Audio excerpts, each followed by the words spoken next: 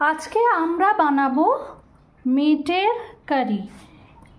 এটা বাচ্চাদেরও খাওয়ানো ভালো, বড়দের জন্য ভালো। যারা মাটন খাও না তারা মিটের কারি করে খেতে পারো, এটা খুবই ভালো লাগবে, সুস্বাদু এবং ভালো।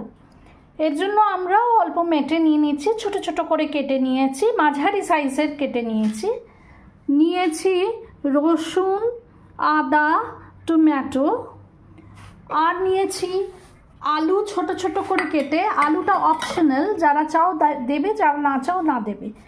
আর পেঁয়াজ ছোট করে কুচিয়ে নিয়েছি। এইবার আমরা মেটেটায় নুন, হলুদ এবং লঙ্কা গুঁড়ো দিয়ে মাখিয়ে খানিকক্ষণ রেখে দেব।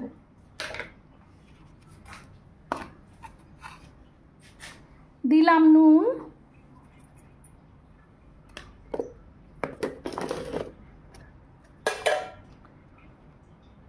দিলাম অল্প হলুদ, আর যেহেতু এটা বাচ্চাদের জন্য করব সেই জন্য আমি খুব অল্প লঙ্কা গুঁড়ো দিলাম। নিজেরা খেলে লঙ্কা গুঁড়োটা আর একটু বেশি দিতাম। স্বাদ মতো নুন, হলুদ আর লঙ্কা গুঁড়ো দিয়ে মেখে খানিকক্ষণ রেখে দেবো। এতে একটু ভিনেগার দিতে পারেন, তাতে গন্ধটাও থাকবে না। আর আলুটা ধুয়ে নুন হলুদ মাখিয়ে নেব। মেটেটা মাখানোর সময় আমরা হোয়াইট ভিনেগার টপসের অল্প দিয়ে দিলাম। প্রেসার কুকারে দিলাম তেল। এর জন্য আমরা ইউজ করছি মশাল মাস্টার্ড অয়েল। তেল দিয়ে তেলটা গরম হয়ে গেলে আমরা এতে আলুটা প্রথমে ভেজে নেব। পুরো রান্নাটাই প্রেসার কুকারে করব এবং একটু তাড়াতাড়ি করার জন্য প্রেসার কুকারটা ইউজ করাই ভালো, নাহলে আপনারা এমনিতেও প্যানে বা কড়াইয়ে করতে পারেন। আলুটা আগে ভেজে নিই।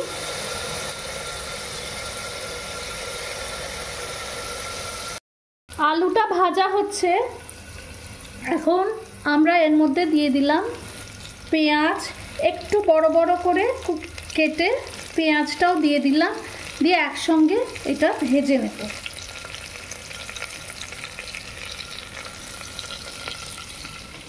এইবার কিছুক্ষণ যে নুন, হলুদ, লঙ্কা গুঁড়ো আর ভিনিগারে মাখানো যে মেটেটা ছিল তাতে আমরা আদা রসুনের পেস্টটাও মাখিয়ে দেব। আদা, রসুন, টমেটো সব দিয়ে পেস্ট করা আছে, এইটা মাখিয়ে আর এর মধ্যে অল্প কাঁচা সর্ষের তেল ঢেলে দেব।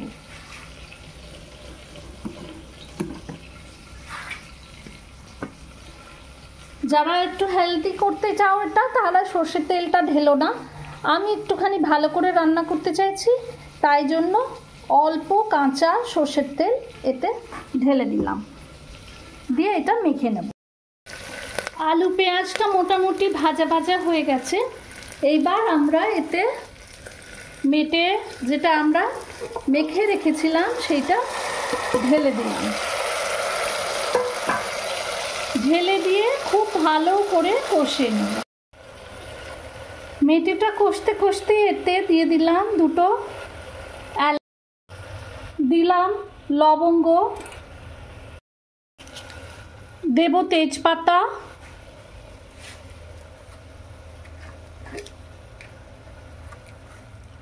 দেব অল্প হিং,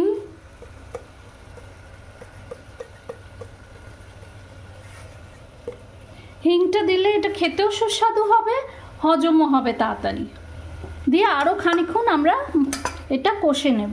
আমাদের কষা হয়ে গেছে ভালো করে।